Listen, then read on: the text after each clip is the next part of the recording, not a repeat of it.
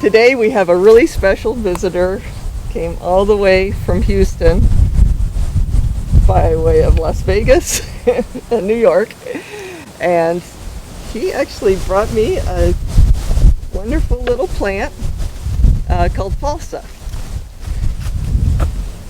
And not only did he bring me the plant, but he also brought me some berries. So let's see. Those are Falsa berries. So anyway, this is Masud, and I would really love for him to tell me and everyone about Falsa and how it grows and what the berries are like and what you do with berries and everything else. Hello. Thank you very much. It was great coming and meeting Chris and getting some mangoes. This berry is, the botanical name for this is Grewia asiatica, and it typically grows in parts of India, the warmer areas of India and parts of Pakistan. And it's typically the size of a blueberry, and it has a seed, and in terms of taste it has somewhat tart taste. It's used in many different ways. It's all edible, so you can eat the fruit and the seed without any problems.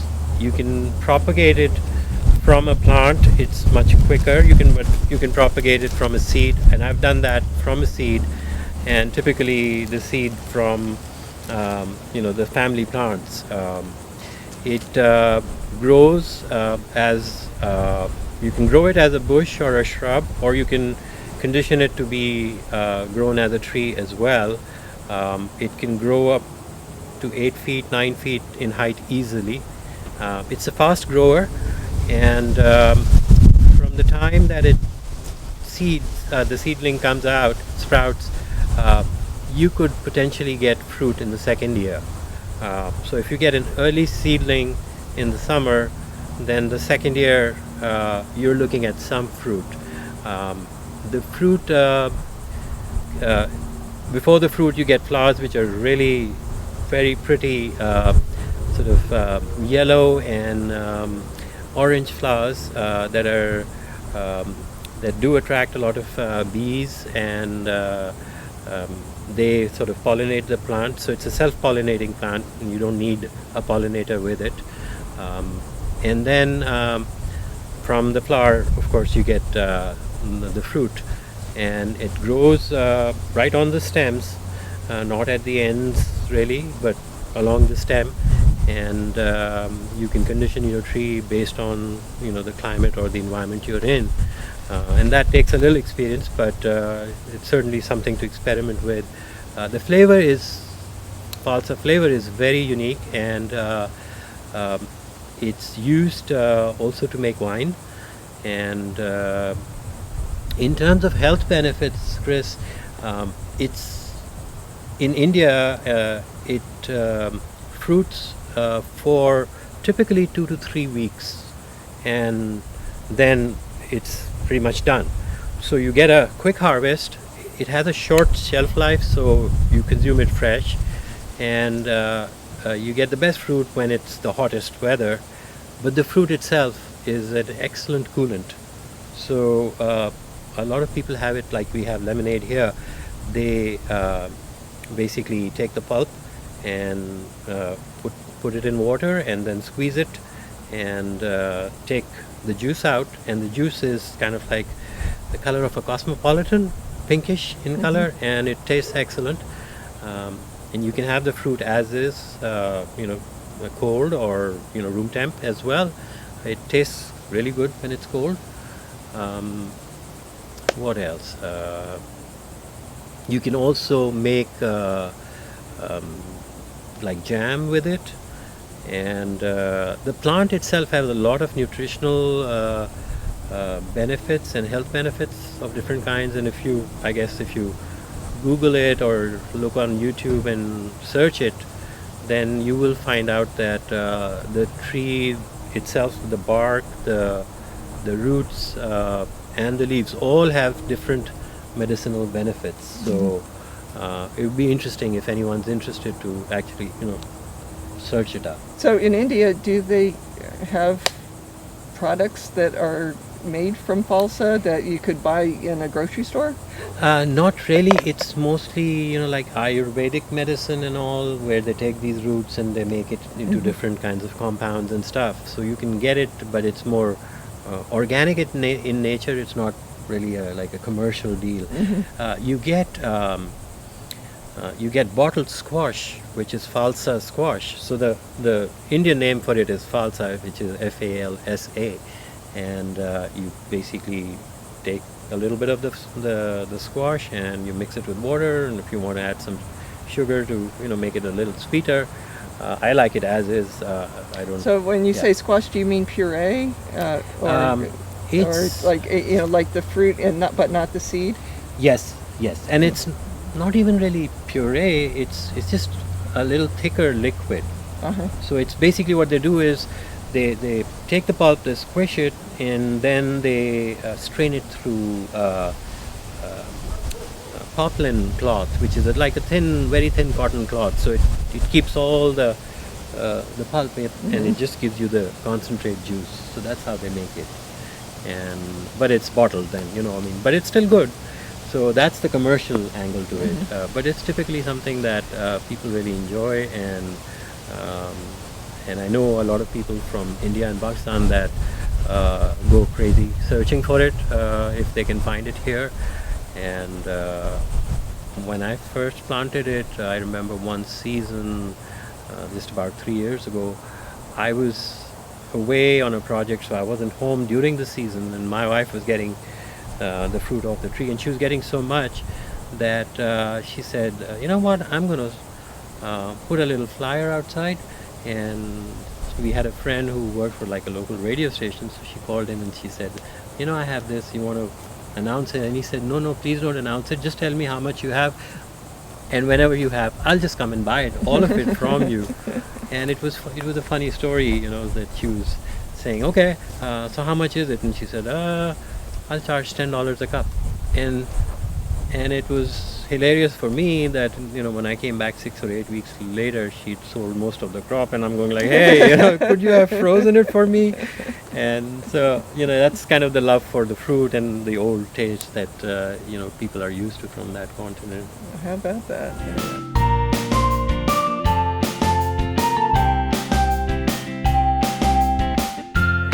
It withstands very hot temperatures, right? Yes. But when it freezes, then it gets killed off at the ground? Yes, so when you get freezing temperature, you will tend to find that the bark, which is always soft and sort of green, it does sort of brown up as well as it thickens, but inside it's sort of wet and juicy, so that freezes over. However, if you have planted it in the ground, and it's taken 2 years or so, then the best thing to do is cut it off the ground, just kind of leave the top 2 or 3 inches, and it sprouts back. It's quite hardy in that respect. And to my surprise, I was worried when we had a freeze, or actually an 1.5 inches of snow, which was a freak snow in our city, and the whole thing died, and I was like, oh no. And luckily I had seeds, so I was thinking, okay, I'll start all over again. Well, guess what? As soon as we got warmer temperatures, it sprouted, and this was actually just last winter. And here we are in July, and these new sproutings that I have, since they have a good root system, they're about 6 to 7 feet high.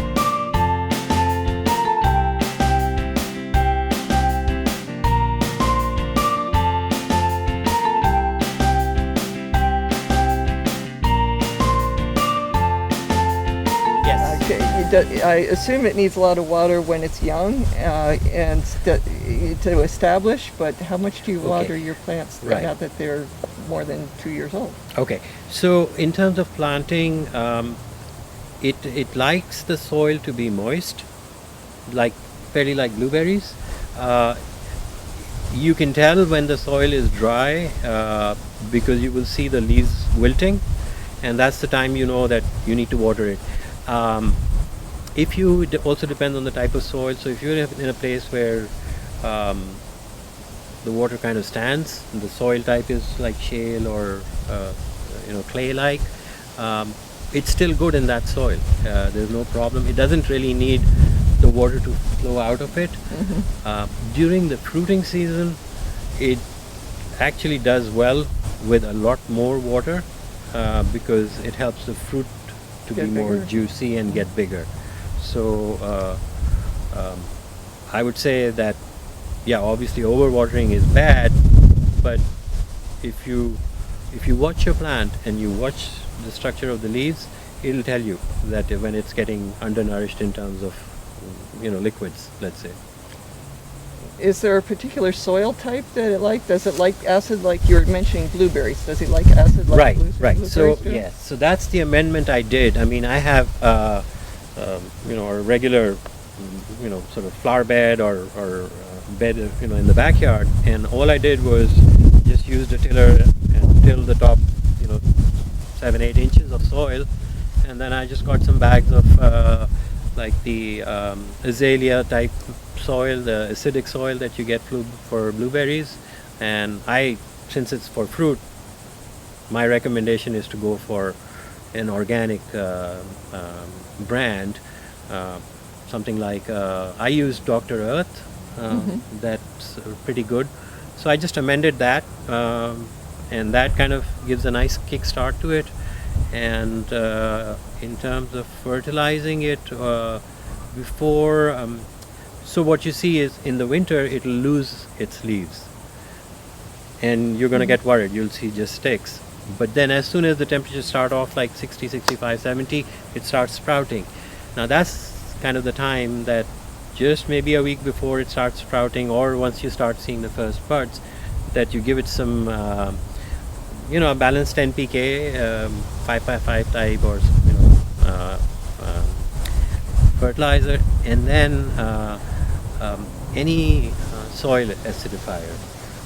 Pellets is probably the best because they are long release, so that's what I add to it. That's all I've done. So when all the leaves are off of the stems, do you trim the stems back, or do you just leave them and they leaf out like that? Yeah, so I left them because of the reasons that I knew that we get these cold temperatures when the tree tends to, or the bush tends to die, but you can trim. I've been playing around with it a little bit since I'm no expert at this, so it's like trial and error. And this year I had a lot of vegetation, and then once the fruit came, I could hardly see the fruit, even though there was a lot of it because of this vegetation. So what I did was I started snipping the leaves that were really nice color leaves, and you go like, oh, why are you taking them off? And it was really to let these slim branches supply all the nutrition to the fruit. The other thing I did was, just above each, like if once I trimmed the branches, I took and made a 45-degree cut just above the bud, and it kind of branched.